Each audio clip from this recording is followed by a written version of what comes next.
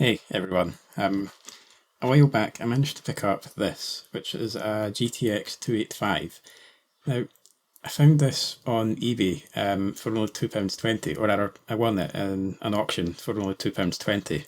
And the reason I got it so cheap is because it was being sold as being untested. Now, sometimes untested parts, it basically means that the owner knows that it's not working and they just don't want you to be able to return it when you find out that it's not working. But it turns out that that wasn't the case with this. It actually turned out to be working perfectly fine. Only issues were that the PCIe bracket was so badly damaged that I needed to remove it. And also, I'm not sure how well that'll come across on camera, but you might be able to see that some of the screws are, well, pretty much all of the screws on the back are pretty rusty, to be honest. So yeah, I didn't have much hope for this working, but it turns out that it's working perfectly fine. So we're going to check it out in today's video, just to see how the GTX 285 holds up in 2021. Before that though, let's get a quick look at some of the specs of the GTX 285, which was based on the G200-351-B3 GPU that you can see here. This GPU featured 240 shading units, 80 texture mapping units, 32 raster operations pipelines, and 256 kilobytes of L2 cache. The GPU itself ran at 648 MHz on the core clock, with a 1476 MHz shader clock. I've also found in overclock testing that the GPU clock needs to be no more than 50% of the shader clock. Memory wise, this particular version features 2GB of GDDR3 memory on a 512-bit bus running at 1161 MHz. Power wise, we need two 6-pin PCIe power connectors. There is also two DVI connectors as well, and an S-video output for any older monitors and TVs. And before we move on to the games, for overclocking, I actually managed to get 720 MHz on the core. I managed a maximum shader clock of 1620 MHz, and memory wise we managed a maximum stable clock of 1332 MHz. CSGO runs reasonably well on the GTX 285, even with max settings and no anti-aliasing at 1080p. There is some minor micro stuttering throughout the game at times, although this is quite minor and only really noticeable when turning the camera. I think it is a tad worse when in smoke though, but certainly not to the point that it affects gameplay. FPS was often well over 100, but if you'd prefer a higher frame rate, or just want to eliminate whatever stutter there is left, turning down the settings a bit would do too. Performance with the overclock, despite being technically better, looking at the 1% and 0.1% low frame rates, wasn't any visibly different to me. And speaking of the overclock, CSGO did need the shader clock dropped down to 1584 MHz, as 1620 MHz was causing it to artifact and crash. The rest of the games today were fine with the higher clock though. Grip Combat Racing at first ran well enough to be enjoyable at 1080p with the lowest settings, but with epic textures. The first career tournament generally performs quite well, with only a small amount of minor stuttering lasting only a few seconds on a race start.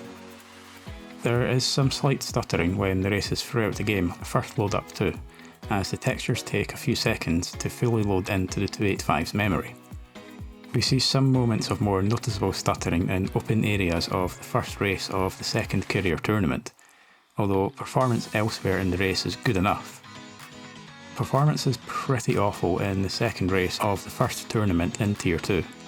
FPS tends to be no higher than the low 20s throughout, and there are a few moments where FPS dips down to the low 10s and the game noticeably slows down. Barring that race in particular though, the game tends to perform at least well enough to be playable, although given the issues I'd personally try dropping the texture setting down from Epic and reducing the resolution as well. Crisis, which I'm running at 1080p with the lowest settings, ran surprisingly well. So much so that I'd recommend putting some of the settings up, apart from object and water quality though, as those settings caused the CPU to bottleneck performance due to how Crisis was developed back in 2007, even on the best of CPUs in 2021. There is some minor micro stuttering at points, with areas in which it is more noticeable, such as the firefight amongst the buildings just before the Luzcas call area of the map.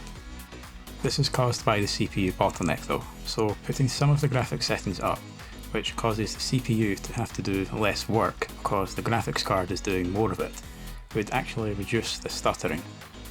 As said though, overall the game performs great.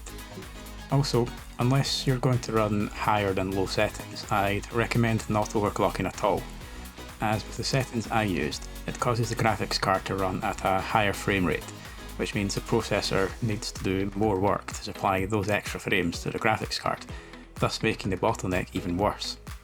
This causes more visible hitches at points throughout the game than at stock clocks.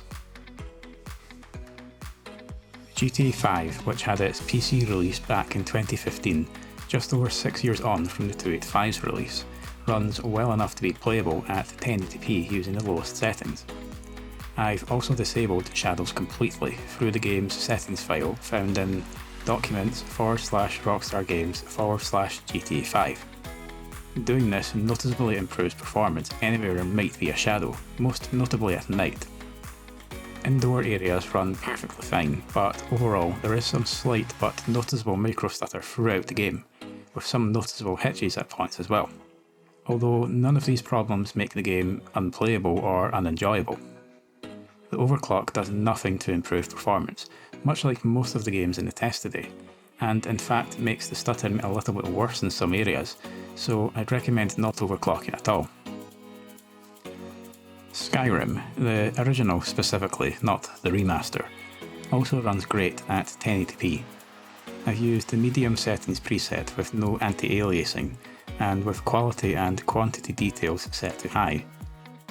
Throughout the game there are only a few minor hitches, some on the way through the wooded areas on the way to Riverwood at the start of the game, and some entering the village itself. The only other point of stuttering throughout the test was when you go down into the room where you find the first puzzle in Bleak Falls Temple. This, while noticeable, is still reasonably minor and has no effect on gameplay at all. Otherwise, the game performs great. The overclock, despite technically scoring worse benchmark figures, performs visibly far better. It reduces the moments of stutter quite noticeably, providing a better experience overall. I think it's actually the only game in the benchmarks today that overclock has actually improved performance in. And to finish off, it's the Adventure Pals, which runs at a fixed maximum resolution of 1080p, with very little graphical settings to change. This game can run on pretty much anything. I had it running fine on a 8600 GT a few videos back, so I've mainly included it for fun, as it's a really fun game to play, and is the sort of game you really want to 100%. It runs great as expected, with some moments of minor stuttering throughout, which is down to the game trying to stick to the forced 60 FPS limit. There was no point in overclocking here, as the GTX 285 wasn't even close to being fully used at stock clocks anyway. So the GTX 285 is nearly 13 years old now, 13 by the end of the year, later this year actually.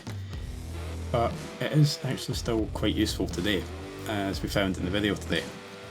Obviously you are going to be quite limited on the games that you can play on it, given that it does only support up to DirectX 10. I had initially planned to try more esports type titles, so the likes of Fortnite, Rocket League and Valorant as well, but those need DirectX 11 at a minimum, so I wasn't able to test them. But yeah, if you're looking to play sort of DirectX 10 games before, then the 285 is still a really useful card today.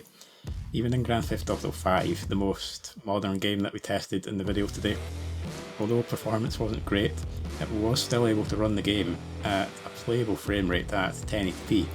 If you prefer better performance than what we saw in the video, there is obviously nothing stopping you dropping the resolution a bit. But yeah, overall, I'm actually quite impressed with how the 285 still does today.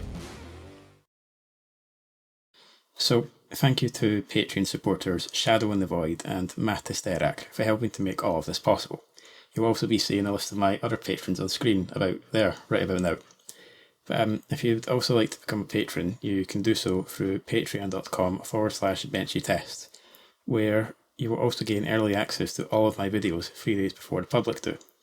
If you prefer not to support me through a subscription kind of service like Patreon, you can do so through Ko-fi at ko-fi.com/BenchyTests.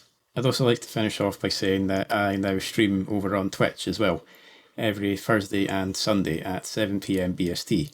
So if you'd like a sort of nice and relaxed place to hang out with friends, then you're more than welcome to come along there. Just don't be a dick. That's the least I can ask. So yeah, hopefully you've enjoyed the video today, and hopefully I'll see you in the next one. A while ago I managed to pick up this, which was a GTX 285. You can do so through Ko-fi at ko-fi.com/BenchyTests.